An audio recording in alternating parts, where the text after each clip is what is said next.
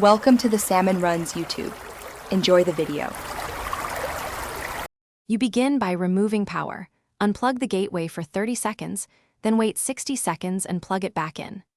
This clears transient faults and forces a reconnection attempt. While it reboots, inspect the coax and any Ethernet leads. A loose connector can create the orange blink. Also confirm your account and network outage status in the Xfinity app or account portal so you're not troubleshooting an outage that's already reported. Once powered and connected, plug a laptop into the gateway with an Ethernet cable and open the gateway admin page to view WAN diagnostics. This reveals whether the modem is syncing or stuck. If needed, perform a soft reboot then, only if required. Use the recessed reset button for a factory reset. This clears corrupt settings. While you wait, swap coax and power cables and try a different outlet. Many orange blink cases are bad cables or power instability, not the service itself.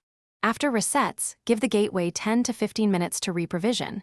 You'll know it's working when the light turns solid white or blue. If the orange blink continues, collect the gateway MAC, serial, and any status or error codes from the admin page. These speed support. Then contact Xfinity for remote reprovisioning or a replacement device. If you're stuck, one tip: try a known good coax feed or a temporary cellular hotspot. This isolates whether the gateway or the incoming signal is the problem. Thanks for watching. Consider subscribing if we helped you.